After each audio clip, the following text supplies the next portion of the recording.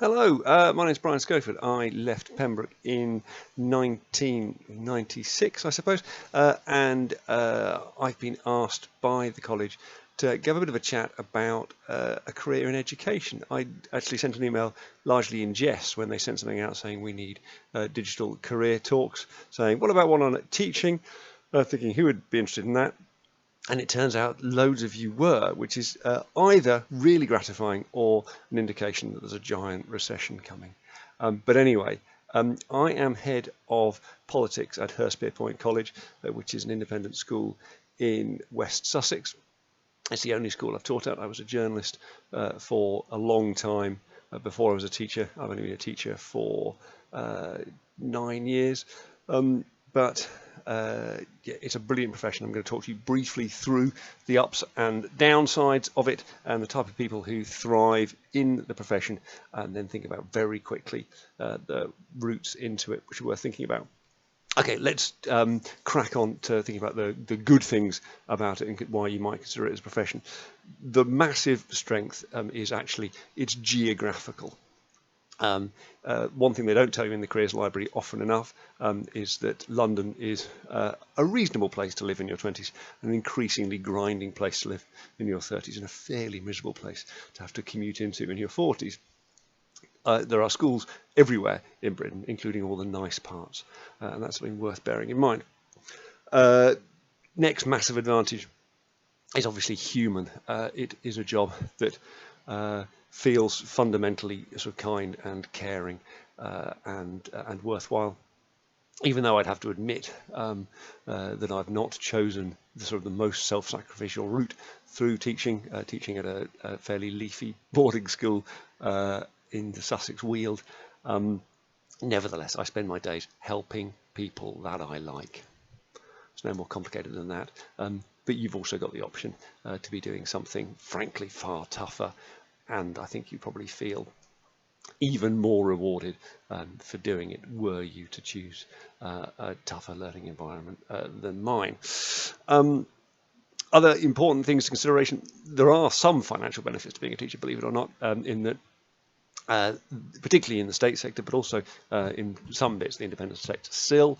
The pension is amazing. I know that sounds very boring, but you, in terms of preparing for your career, going on and on and on, you've basically got two choices. You either get rich or you get on a public sector pension. And teaching, even in the independent sector by and large, is still on a public sector pension. But those are basically the two options for a secure retirement: wealth or the public sector. So bear that in mind. In terms of emotional and social benefits of being a teacher, it is a good career, I think, to be married to, as it were. We can look after our children in the holidays. We have a degree of balance that works relatively well with other people's careers. So yeah, that's something to bear in mind. So other professions actually do not suit two income and two career lifestyles as well. Thinking of, for example, the diplomatic corps. It's quite hard to be married to a diplomat. It's quite easy to be married to a teacher, I think. Right, downsides. The downside, obviously, financial. You're never going to be fantastically wealthy unless you find yourself at the top of an organisation, and you might be that sort of person, in which case, yeah, you can nowadays as a teacher at the top of either an academy chain or a major independent school. You can be making some serious coin, but the rest of us, and I count myself very much amongst that, are not making anything like the kind of money we could have made with the degrees we left Pembroke with. It all comes down to how much you care about that. We can, of course, move to cheaper bits of the country because of the job that we do, but yeah, and you will find, so while the gap wouldn't be too massive necessarily at the start of your career, it does get wider as some of your mates become partners of law firms and things like that. Just how much do you care, basically? Workload, you'll hear a lot about this in terms of teaching, and it must be said that the workload is significant, and it's also quite imbalanced, which is a consideration. It can feel a little bit like working on an oil rig at times, where you really struggle to have much of a work-life balance for some high pitch moments of the term or of the year, and then that relents quite significantly, of course, during the holidays. But the holidays don't necessarily sort of make up for the time pressure that's on you during the term, and there can be some conflict when you're young, I think, with the fact that your mates are perhaps able to get drunk on a Thursday in their jobs in other commercial environments, and you can't really get drunk on a Thursday as a teacher. So yeah, it's something to bear in mind.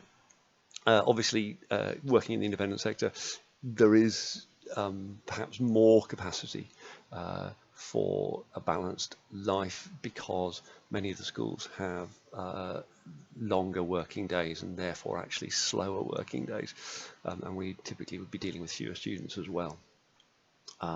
So that's worth bearing in mind. However, if you choose to go into the world of boarding, which I don't participate in, but if you choose to, then you could be working till 11 o'clock at night, which is quite a lot like an oil rig. The other big downside is that teaching is increasingly a data-driven industry, and therefore there is quite a lot of admin nowadays. Again, probably slightly more, in fact, definitely more in the maintained sector, the state sector, than there is in the independent sector. That really comes down again to the type of person that you are and what it is that you're doing this for.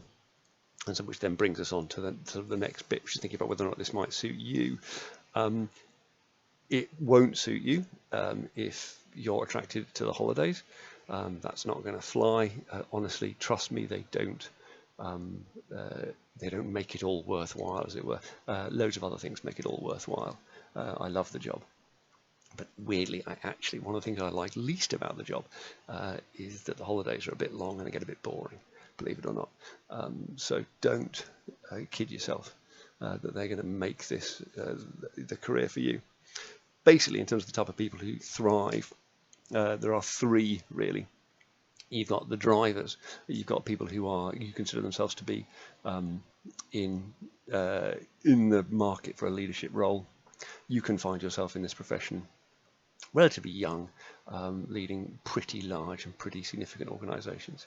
And you would find, if you're that sort of person, perhaps the administrative tedium of the early years pretty palatable, because you know exactly why you were doing it and you drive through that, and very quickly you'd be telling other people what spreadsheets to fill in.